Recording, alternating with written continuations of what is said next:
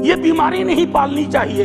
One nation one फलाना, one nation one टिपकाना, one nation one ठिकाना। अगर हम किताब संविधान के हाथ में ले रहे हैं तो इसके पन्ना दर पन्ना, सफा दर सफा, हरफ दर हरफ हमको जीना पड़ेगा।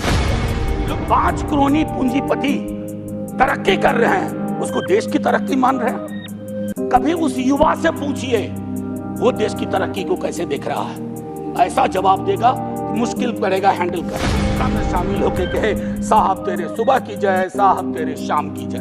ना, विपक्ष को अपना काम करने दीजिए।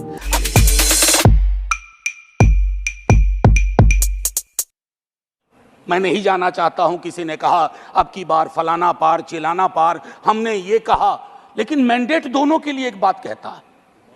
उधर मैंडेट कहता है कि मैं, मेरा, मुझको की सीमा होती है, आत्ममुग्धता की सीमा होती है, व्यक्ति केंद्रित विमर्श की सीमा होती है। लोकतंत्र में सामूहिकता बहाल होनी चाहिए। और हमारे लिए संदेश है कि आपने जो कुछ किया शायद इनफ नहीं था। अगर हम किताब संविधान के हाथ में ले रहे हैं तो इसके पन्ना दर पन्ना, सफा दर सफा, हरफ दर हरफ हमको जीना पड़ेगा, लोगों को भरोसा दिलाना पड़ेगा। लेकिन हाँ, इस मैंडेट की कुछ खूबसूरत चीजें बता रहा हूं। लोकतंत्र में सामूहिकता बहाल हुई। मैंने बीते 10 वर्ष से कान तरस गए थे एनडीए सुनने को।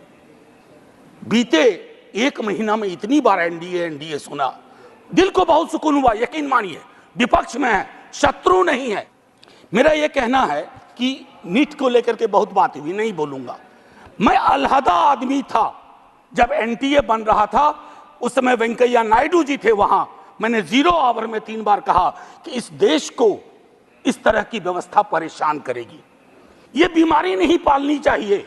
वन नेशन वन फलाना, वन नेशन वन टिपकाना, वन नेशन वन चिलाना। काहे को भैया? कहीं ऐसी स्थिति नहीं हो जाए कि वन नेशन वन ठेकेदार, वन नेशन वन कॉन्ट्रैक्टर पूरी तरह हुआ नहीं है संजय भाई, होने की संभावना है। अब अभी मैं इसलिए कह रहा हूं कि लोग कहते हैं कि राजनीति मत करो इस पर।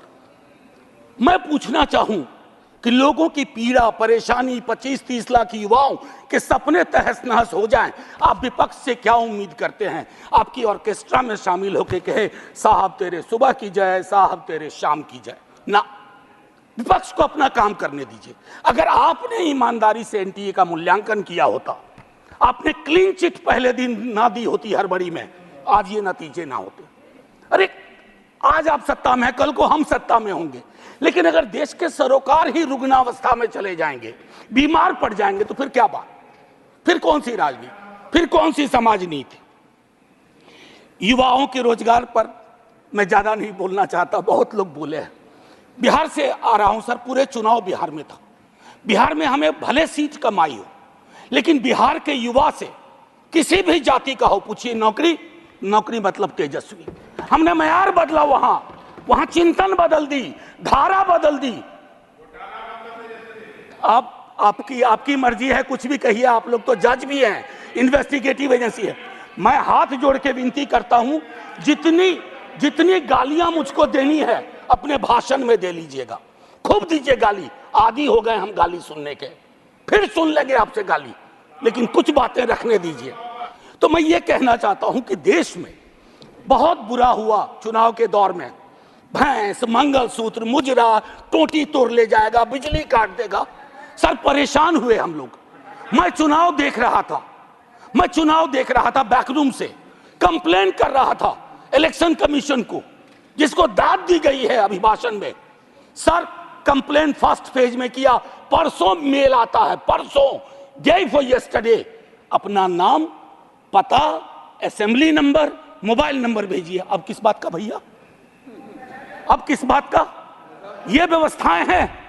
इलेक्शन कमीशन की क्रेडिबिलिटी पे एक सर्वे हुआ, 28% लोगों का सिर्फ भरोसा है। इससे ज्यादा भरोसा तो पंचायत वेब सीरीज में फुलेरा के ग्राम प्रधान का है। लोगों को यह सोचना चाहिए। हम बचपने से बीजेपी को मैं फॉलो कर रहा हूं, सारी पार्टीज को करता हूं, बीजेपी को भी कर रहा हूं।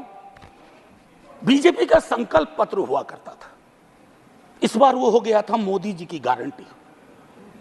इस डेमोक्रेटाइजेशन का जो मैंडेट है, इससे आपको बहुत बड़ा फायदा है। व्यक्ति के समक्ष कोई भी दल समर्पित ना हो जाए। ये मैं समझता हूं उपलब्धि आप लोगों की भी है जी। आरजेडी गारंटी नहीं लिखती है व्यक्ति की।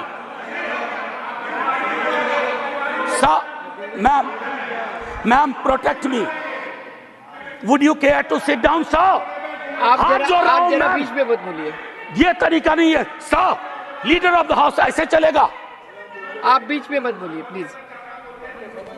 मैम कभी किसी को टोका टोकी नहीं करता हूं, सच चुभने लगता है सर। मैं फिफ्थ पैरा दिखाना चाहता हूं, प्रेसिडेंट के एड्रेस का फिफ्थ पैरा। इसमें कहते हैं ग्रोथ स्टोरी, अच्छा लगता है सुन के।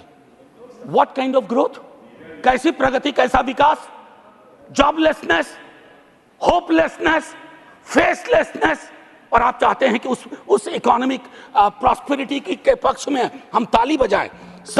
मैम मेरी ये किताब कॉन्स्टिट्यूशन संभवतः सबसे पहले मैंने ही दिखाना शुरू किया था। निर्मला जी नहीं है हमारी फाइनेंस मिनिस्टर, हर बजट के बाद में आर्टिकल 39 पढ़ता था। कॉन्सेंट्रेशन ऑफ वेल्थ, कोई ब्लूप्रिंट है कि आय की जो असमानता है इस देश को लील रही है? ताली बजा रहे हैं। 5 करोड़ पूंजीपति तरक्की कर रहे हैं, उसको देश की तरक्की मान रहे हैं? कभी उस युवा से पूछिए वो देश की तरक्की को कैसे देख रहा है। ऐसा जवाब देगा कि मुश्किल पड़ेगा हैंडल करना। प्रधानमंत्री जी ने चुनाव के वक्त कहा कि एक ही जाति है, वह है गरीबी। सुनने में शायराना लगता है, खूबसूरत लगता है, फिल्मी लगता है, लेकिन ऐसा क्यों है कि जातिगत हिरार्की में नीचे जाते हैं तो गरीबी बढ़ती है, ऊपर जाते हैं तो गरीबी घटती जाती है।